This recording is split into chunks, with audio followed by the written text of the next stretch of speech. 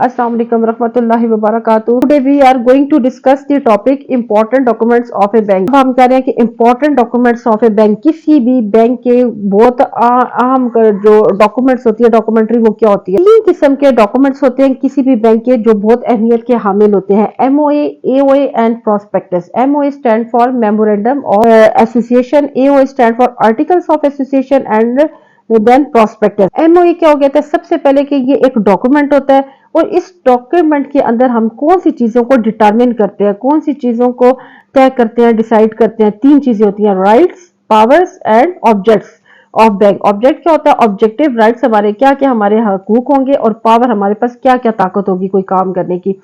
ये बहुत important plus legal document है, एक कानूनी डॉक्यूमेंट होता है जो कि हमें सबमिट करवाना पड़ता है रजिस्ट्रार को, रजिस्ट्रार ऑफिस में before the establishment of bank. Bank को कायम करने से पहले ये काम करना पड़ता है। और ये डॉक्यूमेंट एक किस्म का एक कॉन्ट्रैक्ट होता है जो बैंक और ऐसे शख्स जो बैंक के बाहर होता है उसके बीच में होता है। इस मेमोरेंडम के अंदर हम किसी किस्म की तब्दीली नहीं करते। हाँ, अलबत्ता के अंदर चेंजेस कर सकते हैं अगर हम कोर्ट से इजाजत लेते हैं। पहले कोर्ट से इजाजत लेंगे, प्रॉर परमिशन ऑफ कोर्ट। अगर बैंक काम करे एक ऐसी लाइन पे जो कि मेमोरेंडम में नहीं लिखी हुई तो हम उसको क्या कंसिडर करेंगे, उस काम को इलीगल के तौर के देखेंगे। जो अच्छा मेमोरेंडम होता है उसको प्रिंट फॉर्म में होना चाहिए और उसके तमाम पैराग्राफ्स को नंबर देना चाहिए और हर पैराग्राफ में नंबर होना चाहिए और डिफरेंट पैराग्राफ में मेमोरेंडम के अंदर सारे अपने पॉइंट्स लिखने चाहिए जो कि प्रोमोटर्स के उस पे साइन भी हो। अब प्रोमोटर कौन होता है, बानी, जो बैंक को, जो किसी भी बिजनेस को या बैंक के हवाले से हम बात करें उसको जो स्टार्ट करने वाला होता है। अच्छा, 6 कंटेंट्स आती हैं मेमोरेंडम ऑफ एसोसिएशन। कंटेंट क्या होता है, जैसे हम कहते हैं ना कि आपकी वीडियो का कंटेंट क्या है, मींस कि आप उसमें किस हवाले से बात करना चाह रहे हैं, उसके मेन पॉइंट्स। अच्छा, इसके अंदर 6 क्लॉजेस होती हैं। फर्स्ट क्लॉज है नेम क्लॉज। नेम क्लॉज से क्या मतलब है,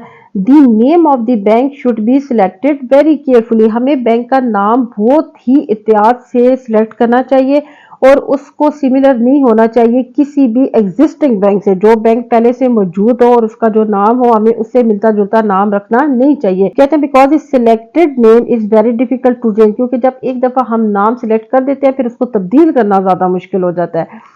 और अगर लाइबिलिटी, हमारे शेयर होल्डर्स आपको मैंने बताया कि कौन होते हैं कि जो हमसे शेयर परचेज करते हैं, कि अगर उनके लाइबिलिटी लिमिटेड हो तो एक लफ्ज लिमिटेड हम लगा देंगे बैंक के नाम के साथ, जो उनकी बता रहा होता है कि इनकी जो लाइबिलिटी होगी वो लिमिटेड होगी।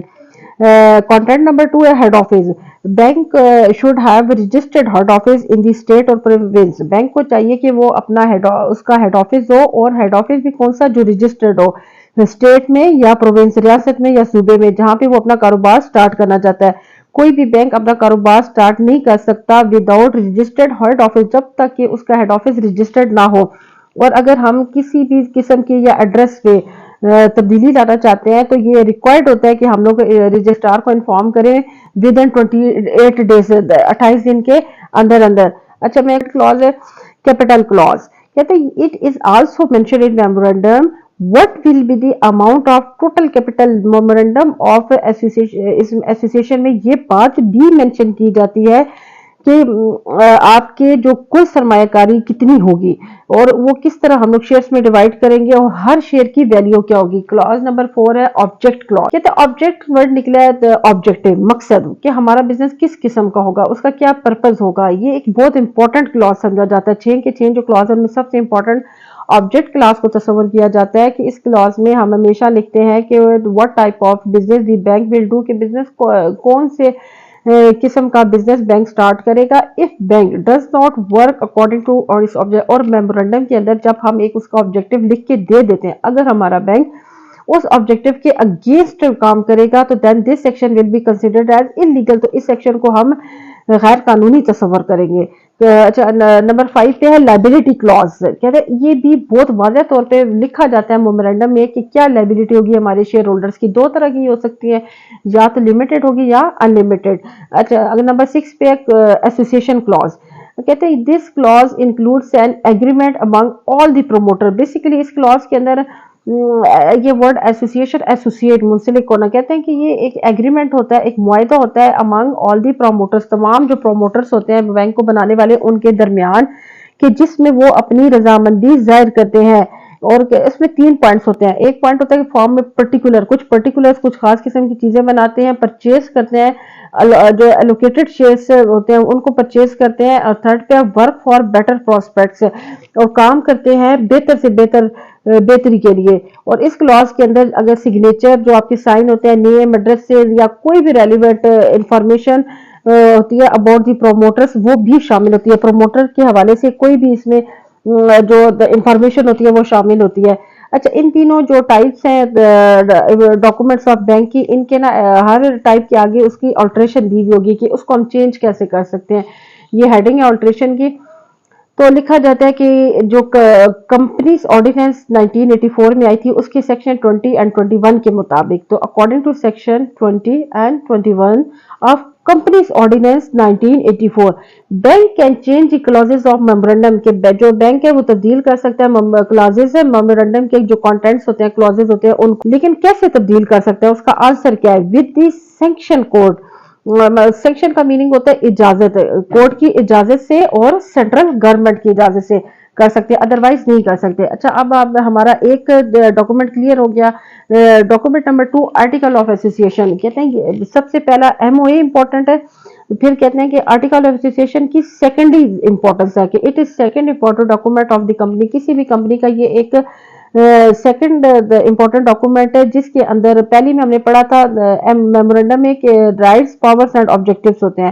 آرٹیکلس میں کیا ہوتے ہیں, آرٹیکلس میں ہم رولس اینڈ ریگولیشنز ہوتے ہیں. ایسے رولس اینڈ ریگولیشن جو کہ ضروری ہوتی ہیں ٹو رن دی کمپنی, کسی بھی کمپنی کو چلانے کے لیے, and to govern the internal organization, اور اندر کا جو ادارہ ہوتا ہے اس کو چلانے کے لیے اس کے اندر کے سارے معاملات ہے. آرٹیکلس کا مطلب بتایا ہوا کہ یہ رسپانسیبل ہوتے ہیں for good conduct of whole management, کے ہول مینجمنٹ گڈ اچھے طریقے سے کام کرے اس کے لیے یہ ذمہ دار ہوتے ہیں, کیونکہ اس کے اندر رولس اور ریگولیشن ڈیفائن کر دیے جاتے ہیں.